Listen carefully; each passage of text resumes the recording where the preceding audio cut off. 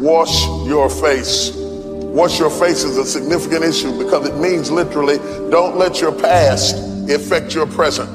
Wash your face means wash everything off you that you collected along your journey and prepare yourself for where you're going. Wash your past off of you so that it doesn't pollute your present. You'd be surprised at the people who have ruined where they are with where they came from. See, the problem with some of y'all, you can never reach forward because you're too busy looking at the past. You're still trying to figure out who did what they did, how they did it, when they said it, why did this happen to you. You got to forget about it. It's over. Ain't nothing you can do about it. It's history. You can't change the past. You can't do anything about yesterday.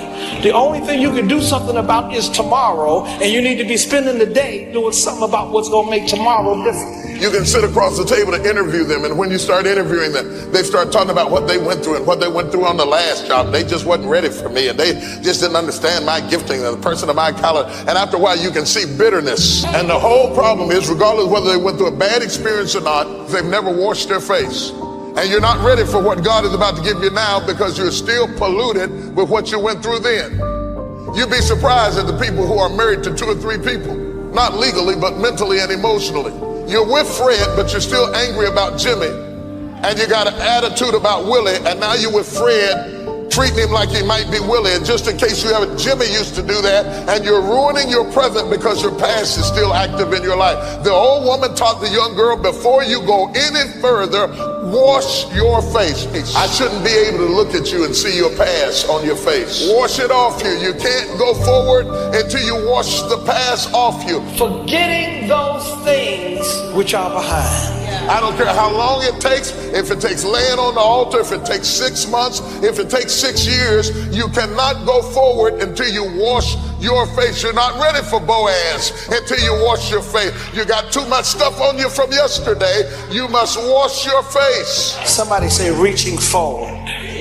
That word reach means to stretch for the future. It's a stretching. Clinging issues from the past, residue that we can readily detect. It is possible to be delivered from something and still not wash the effects of it out of your lifestyle. I don't care what you got to do to wash your face until people can no longer look at you and determine what you were before. You'd be surprised at the people who can't figure out why their life is being polluted. They've actually been delivered. They've actually gone on in their life, but they fail to wash from their face where they came from, and they look like where they were, and so they're still penalized as if they were where they were. Even though they've come up higher, they didn't wash their face. You got to wash your past off of you, or you will forfeit your opportunity to go forward. And you'll be angry at people and upset at people, but people wouldn't be talking about you if you would just wash your face. You can't go to the bed of Boaz looking like a Moabite. So your big problem is you want to stay in the level of comfort. And God's word is to tell you today, he's going to put you in situations and environment that you're not going to be comfortable. Somebody tell your neighbor, I might not be comfortable now, but I can get comfortable. I might not have been down this road before, but I can come down here enough times to where I know where the turns are and what to do and how to make it. But you got to look ahead. Somebody say, look ahead. Say it one more time, look ahead. Isn't it amazing how God's will and purpose will take you to places that if you're not prepared for, you will keep losing them and not know why? Because nobody has the nerve to look you in the eye and tell you face to face, you need to wash your face. Education doesn't fix this. You can go to the university and have more degrees than a thermometer and still talk like a hoot. You had the academics, you had the intellect, you had the ability, you had the school loan, you had the tenacity, you did everything. You got the degree. You're in the upper echelon. You're moving amongst certain people of influence and affluence, but you're not able to handle it because you never washed your face. You might as well be in the back of a trailer over in the project somewhere, spitting watermelon seeds over your grandmama's back porch, because for all of your training and education, you never did wash your face and prepare yourself for where you are now, and you're trying to change the whole system to fit you when you have to fit the situation. Everything's not going to change for you. You've got to, oh God, who am I talking to today? What am I trying to tell you? I'm trying to tell you, if you stretch and reach for what you want to do, if you reach out for it, and if you have a mentality to press for it, you can get whatever it is you want to do. Because if you don't start changing your attitude, you will miss your altitude. God will want to take you up, but your attitude will keep pulling you back down. Oh, you're not ready for this. How many times have you been approached by a sales clerk who couldn't sell you anything because they had a bad attitude? Somebody else walked up to you and sold it to you, and you bought it with the quickness because they knew how to approach you. Don't think that it's all about the product. It's about the personality too. If you got a personality, God will bless you. Somebody said you got to forget some things. And sometimes it means you got to forget some people. A person who can forgive nothing is a person who's totally destroyed psychologically and emotionally. Yes, that's the story of two monks on a pilgrimage, and they come across, in a village, they come across a young 17-year-old girl with a long kimono trying to cross a very muddy road, but she's not daring to step into the mud. So one monk picks her up, carries her across the road through the mud, puts her down, and so the monks walk on in silence for another 4 or 5 hours, just practicing noble silence. And then after 4 or 5 hours, they're getting close to their destination. One monk says to the monk who had picked up the girl, "Oh, you know, we shouldn't have done that because we monks are not supposed even to touch women. So you shouldn't have picked up that girl. You're not supposed to do that." And the other monk says, "Oh, are you still carrying that girl? I put her down hours ago." So the other monk was still carrying the girl, the event, in his head. 4 hours later. For 4 hours, he was walking with this burden. Yes, right.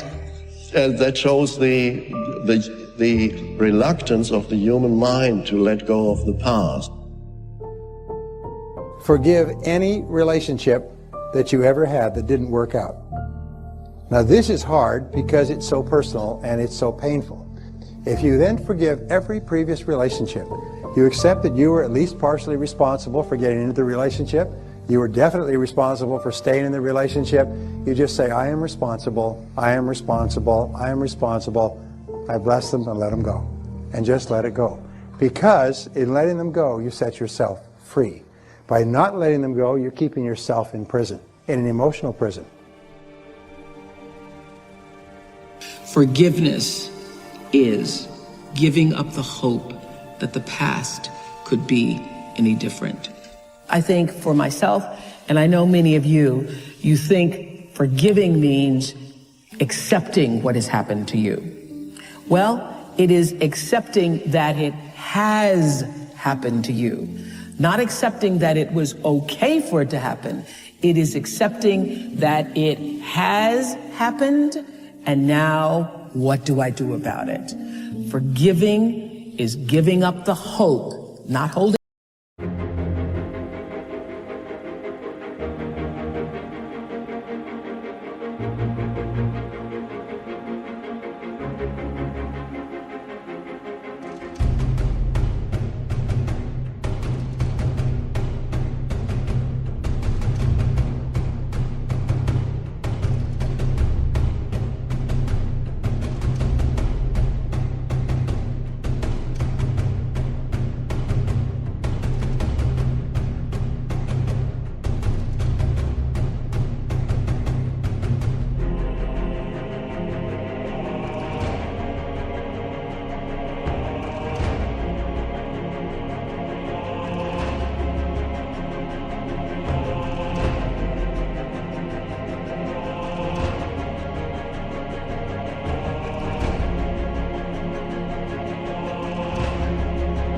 On, hoping, wishing that it could have been any other way than it actually was.